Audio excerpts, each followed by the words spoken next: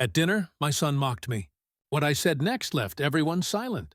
Imagine sitting at a dinner table with your family, the people you've loved, raised, and sacrificed everything for. You've worked your whole life to provide for them, only to have your own child, the one you nurtured, look you in the eye and mock you in front of everyone. That's exactly what happened to Robert Miller, a 68-year-old retired teacher. During one unforgettable evening, Robert had spent most of his life working as a high school English teacher in a small town in Ohio. He was the kind of man who never bought a new car, always fixed broken things around the house himself, and saved diligently.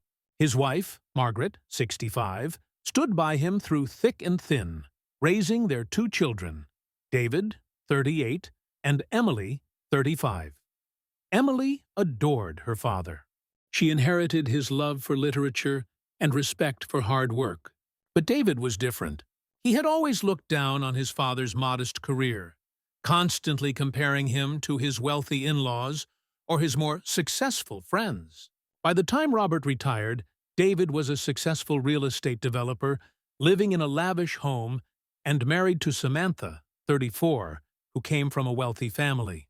While Robert never judged David for his choices, David often belittled Robert for his small life and lack of ambition. One Friday evening, Robert and Margaret were invited to dinner at David's luxurious home. Emily and her husband, Michael, 37, were also invited. Robert was hesitant. He knew David had a sharp tongue, but Margaret convinced him to go. "It's family, Robert. We need to show up." When they arrived, the table was set elegantly with fine china, crystal glasses, and expensive wine. Robert felt out of place in his simple blazer, but he smiled politely. The conversation started light. Real estate, vacations, Emily's new book project, but slowly shifted. As the wine flowed, David grew bolder. He leaned back in his chair, smirked, and said, "Dad, remember when you used to grade papers for hours at that tiny desk in our old house? All that work, all those years, and for what?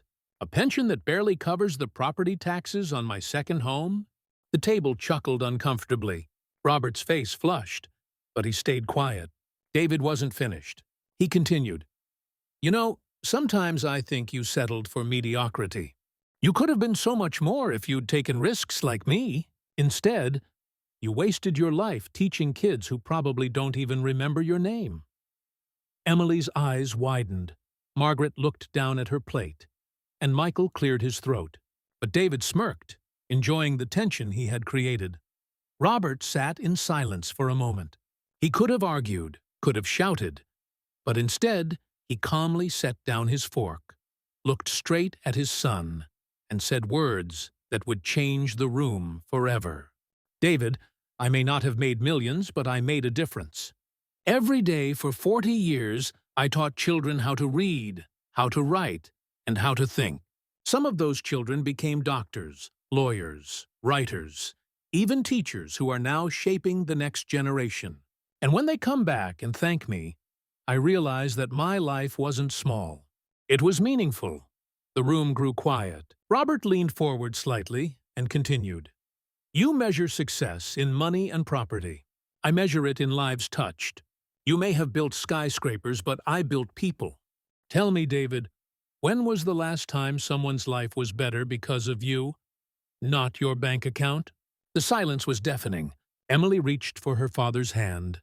Michael nodded in respect, and even Samantha looked uncomfortable. David, for the first time that evening, had no words. Dinner ended on a heavy note. Conversation never fully recovered, and the once boisterous table turned somber. After they left, Emily called her father to say how proud she was. "Dad, that was the most powerful thing I've ever heard you say. You didn't just silence David. You taught him a lesson he'll never forget." David didn't speak to Robert for weeks, but slowly he began to soften. One day, Robert received a letter. It was from David. Inside, David wrote, "Dad, I don't know if I'll ever be as selfless as you, but I realize now that I've been unfair to you. You gave me stability, education, and values, Even if I didn't appreciate them, I mocked you, but I'm starting to understand what real success looks like. Robert kept the letter in his study. He didn't need David's validation, but it meant something. He knew the lesson he had given wasn't just for David. It was for anyone who equates success with wealth alone. And so, Robert's story reminds us, sometimes silence isn't power. Sometimes it's the calm words of truth that leave the deepest mark.